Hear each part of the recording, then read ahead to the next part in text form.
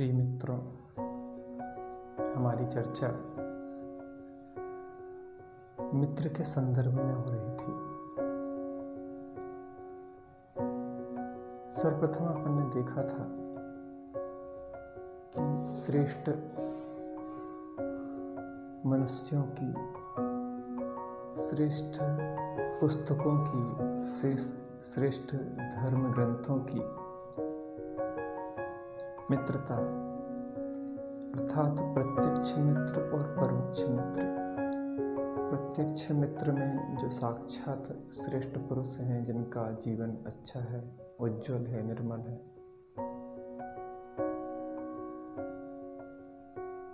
उन लोगों की संगति। और ऐसे लोग ना हो तो अपन ने देखा था कि अच्छी पुस्तकें एक श्रेष्ठ मित्र है जो हमेशा हमें मार्गदर्शन देती है।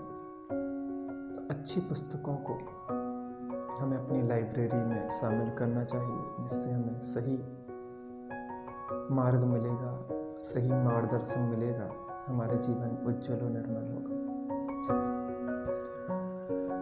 इसके बाद अपन थोड़ा और आगे बढ़े थे। इस परिभाषा को विस्तृत किया था कि समान चेतना के धारक हैं हम, भी इस सृष्टि के एक जीव हैं और अन्य भी इस सृष्टि के जीव हैं। तो जो पशु हों, पक्षी हों या क्षुद्र जीव हों, तो किसी रूप में उनसे भी हमारी समानता है। कहते हैं कि मैत्री भाव जगत में मेरा, सब जीवों से मित्र है। सभी जीवों से हमारी मित्रता हो रहे, क्योंकि हममें और उनमें किसी अपेक्षा से, जीव पने की अपेक्षा से समानता है। हम भी चेतना संयुक्त हैं, हम भी जीव हैं और वो भी जीव हैं।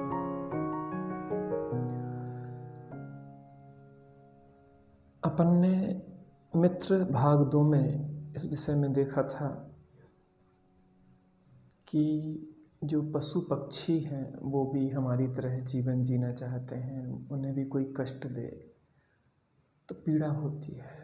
जैसी हमें पीड़ा होती है वैसी उन्हें भी पीड़ा होती है, चाहे वह बकरा हो, मुर्गी हो, अन्य पशु पक्षी हो।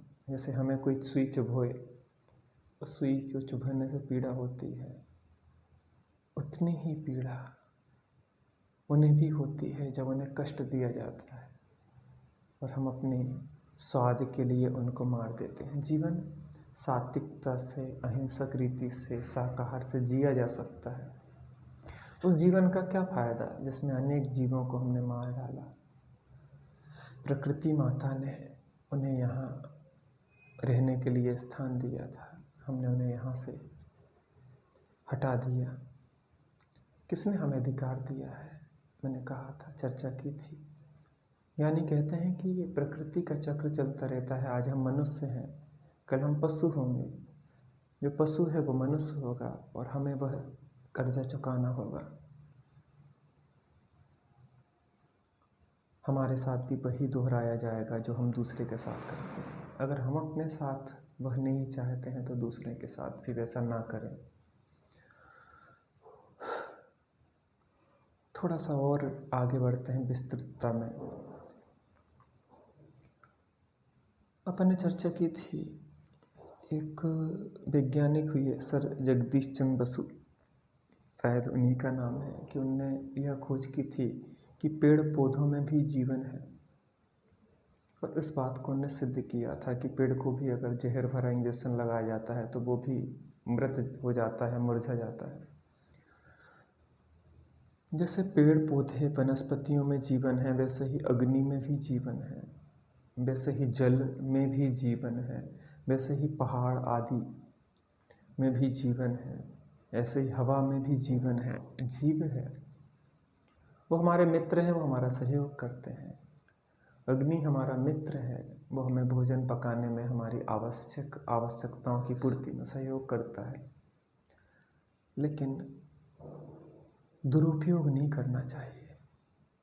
जितनी ज़रूरत है उतना ही अग्नि को प्रज्वलित करें। व्यर्थ में माचिस की तीलियां जला जला के ना फेंकें। बर्बादी का निषेध है। वो हमारे मित्र हैं, अनावश्यक उन्हें कष्ट तकलीफ ना दें। जल, पानी। आज कहा जाता है कि तीसरा विश्व युद्ध जो होगा वो पानी के ऊपर होगा। पानी की कितनी किल्लत है। जितनी आवश्यकता उतना पानी का उपयोग करें, व्यर्थ में पानी को बर्बाद नहीं करें। गांधी जी के जीवन का आता है कि उनका एक नाप था कि मैं इतना पानी उपयोग में लूँगा, 5 गैलन या जो भी हो, उससे ज़्यादा नहीं लेते थे वो उपयोग में। बहुत कम पानी में अपने दिनचर्या को करते थे। किसी ने पूछा कि बापूजी आपके नज़दीक से तो नदी बहती है, आप तो ज़्यादा पानी उपयोग में ले सकते हैं। बापूजी ने बहुत अच्छी बात कही कि देखो, मैं अगर यहाँ ज़्यादा पानी उपयोग में लूँगा तो दूसरी जगह कम पानी पहुँचेगा, दूसरी जगह कम पानी पहुँचेगा तो वहाँ के लोगों को परेशानी होगी। प्रकृति में जो साधन है वो सीमित है। सबको इसके उपयोग हो सके इतनी हमें अपने जीवन में उस हिसाब से जीना चाहिए कि दूसरे के लिए कमी ना पड़े। आप यहाँ ज़्यादा उपयोग करेंगे, पानी का व्यर्थ बर्बाद करेंगे, आगे जाके कमी होगी, हमें ही कमी होगी, क्योंकि हमारे से पहले वाला अधिक पानी उपयोग में कर लेगा तो हमारे तक पानी कम आएगा। वो हमारा मित्र है, व्यर्थ उसको कष्ट नहीं दो, बर्बाद नहीं करो। जल ही जीवन है कहा जाता है। पृथ्वी, पहाड़, व्यर्थ पहाड़ नहीं खोदो। हमें मकान बनाने की ज़रूरत है, जितनी हमें रहने के लिए ज़रूरत है उतना बनाओ ना। 2 लोग हैं परिवार में, बच्चे 2 हैं, हम 2 हैं, 4 लोग हैं, तो उतना छोटा मकान बनाओ।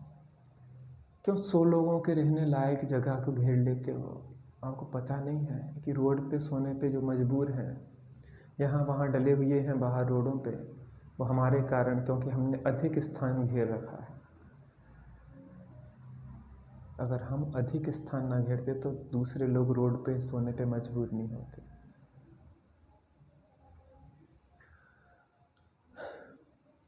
छोटी बातें नहीं हैं, ये बहुत बड़ी बातें हैं जीवन की। उतना स्थान, उतनी, वो हमारा मित्र जो पहाड़ है उसमें भी जीव है, उसको उतनी ही, यद्यपि हमारा उनके सहयोग बिना जीवन नहीं चल सकता कि हम उनके बिल्कुल उपयोग ना कर पाए, उनसे सहयोग लेना पड़ता है, लेकिन उतना जितनी ज़रूरत है।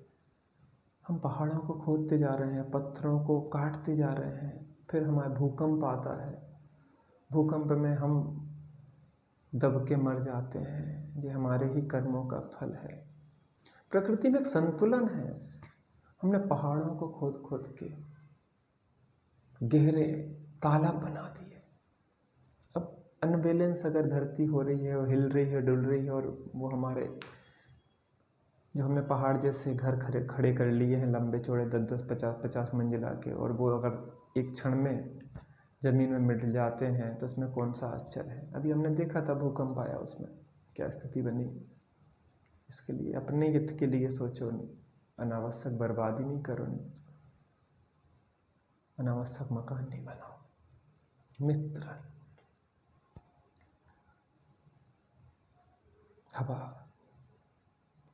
हवा की आवश्यकता है।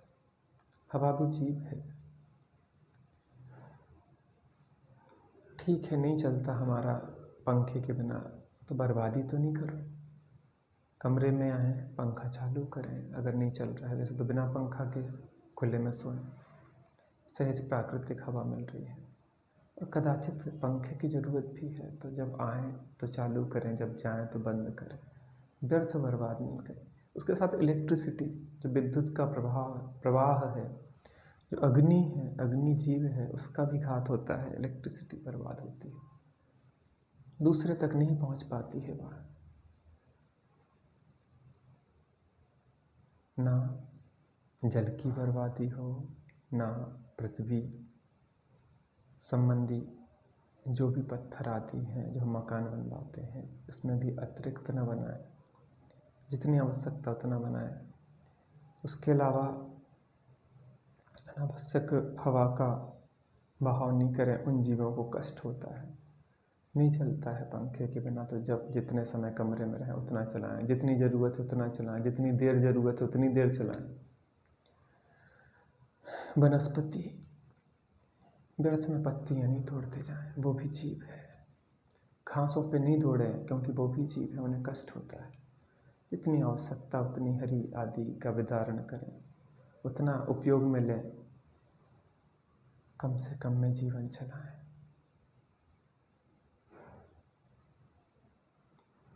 ये भी मित्र हैं। मित्रता की यह गहरी और सूक्ष्म परिभाषा है। पृथ्वी, अग्नि, जल, वायु, वनस्पति, इन्हें 5 स्थावर कहते हैं। वह भी 5 स्थावरकाय जीव हैं।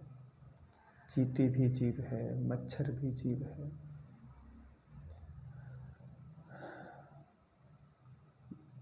ततैया, भौरा। व्यर्थ मच्छरों को रॉकेट से, उससे नहीं मालूम बैडमिंटन क्या है, रैकेट, इलेक्ट्रिक रैकेट, पट पट पट पट, बड़ा मज़ा आ रहा है। एक दिन हमें भी पट पट पट पट करके जाएंगे। कोरोना में बहुत पट पट हुई है। सब अपने कर्मों का फल मिलता है। ऐसा कोई काम नहीं करो जिसके कारण हमें कष्ट भोगना पड़े। जीवन बहुत सहज, शुद्ध, सात्विक हो, अहिंसक हो, शाकाहार हो, मित्रतापूर्ण हो, आनंदपूर्ण हो। हम आनंदित रहें, दूसरों को आनंदित रहने में सहयोगी बने। मैत्री भाव जगत में मेरा सब जीवों से नित्य रहे। दीन दुखी जीवों पर मेरे उर से करुणा स्रोत बहे। जय जय।